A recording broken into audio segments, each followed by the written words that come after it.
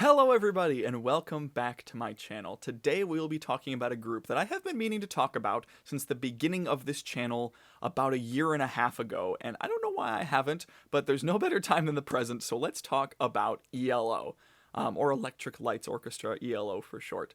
We'll be talking about their 7th studio album, Out of the Blue, which came out in 1977.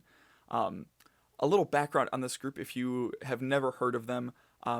I was thinking about this while I was doing research for this album, and I'm not sure if people born like around like my age, like the early 2000s, late 90s, really know who ELO are. I mean, the only reason I know who ELO are is because of my family and how obsessed my uncle was with them and my mom is. So like I've been listening to ELO basically my entire life, so I adore every single. I know more about them than I actually thought before researching everything. So I'm just glad to share this out there with you guys.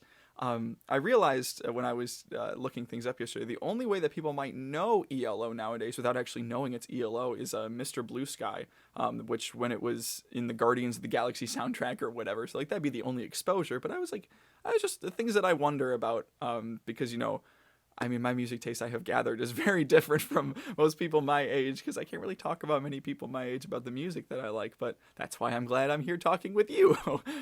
So yeah, about ELO and about this album specifically, one really, really interesting fact was that Jeff Lynne wrote this album, this double album, in 3.5 weeks in like a hut in Switzerland. So he's just like sitting there like 24 hours a day, just like scribbling down on a scrap piece of paper is what I envision, and just getting down his masterpieces with all the blood, sweat, and tears in 3.5 weeks.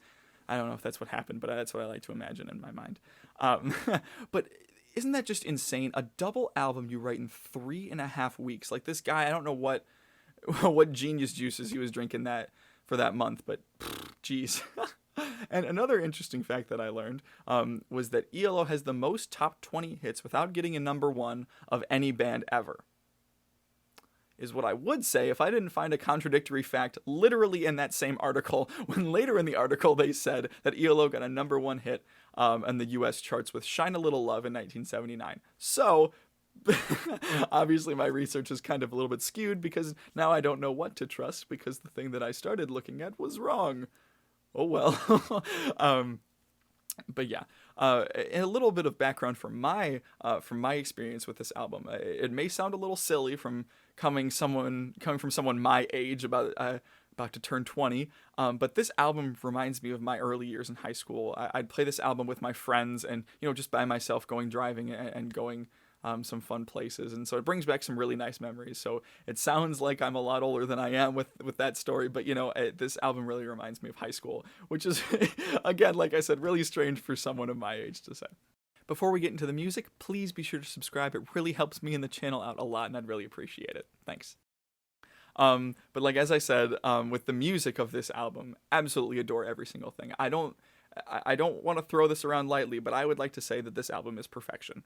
There are very few albums that I would throw that word around with, but I genuinely think so. When I was listening to this again, just the other day, I was just waiting. I'm like, okay, this song's good. Wait, this song, I remember listening to this song as a kid. Like every single one of these is insane. So you might call it nostalgia bias, but I don't think so. Just because of like my now more musical mentality of really analyzing music, I found that every single one had really good stuff to contribute to it. The only other albums that I could say that come off on the top of my head that are absolutely perfect, that every single song is really good, would be like Zeppelin 2, like Hemispheres by Rush, or like Relayer by Yes. Obviously those other two are definitely my bias because I absolutely love those two bands, but the only other times that I would throw around the word perfect, but I'd say this one absolutely for certain, Out of the Blue, is perfect. The thing I love about ELO is kind of like the progressive pop fusion that they bring. It's really hard to pinpoint ELO because they do so much so well. You could even throw in the word disco with them, especially later with like things like Shine a Little Love in 79. But especially on this album, it's kind of like a progressive pop / rock fusion. I don't want to call it progressive rock per se, but I'd say progressive pop. I don't know if that's like an official genre, or if I'm making that up right now, but that's what I would kind of say. And especially the orchestral lines that are masterfully intertwined with that like progressiveness.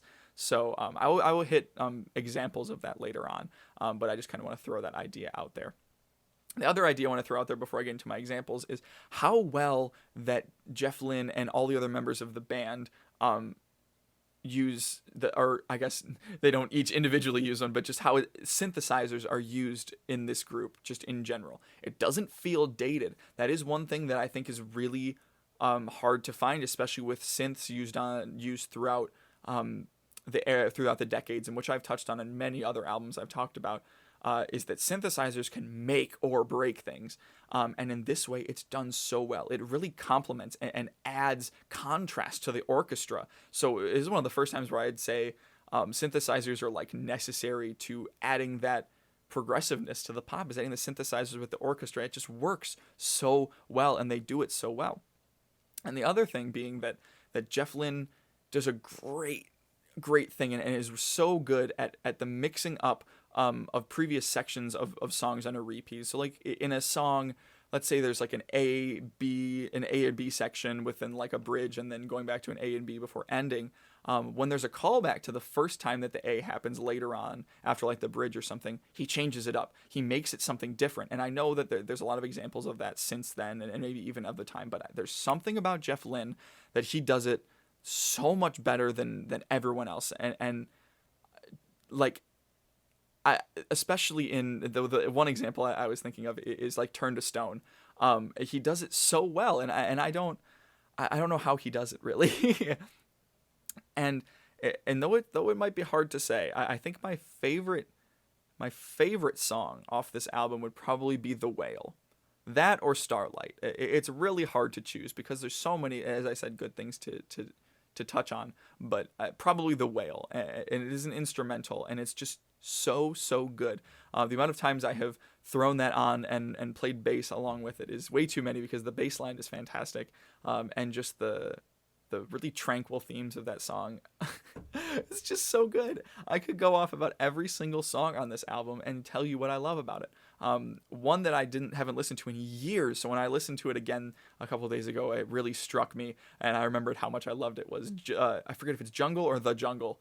I think it's just Jungle. It's really wacky, but it's just so good. Just like I said, just the way that the everything plays off each other, especially the orchestra on that piece. It feels like a soundtrack almost, and like you could put any of these songs in a soundtrack and it would just match so well with the tons of different tonalities. And another example of how the synths work so well is in Big Wheels. There is I don't want to sing it because I would be terrible because it's like in such a high register, but there's a synth line at the end of like the verses or one of the melody lines, and it just works so well, and it's so beautiful that it nothing but gushing of this album, really. So at this point I've realized it's been about 8 minutes of me just gushing about ELO and of this album.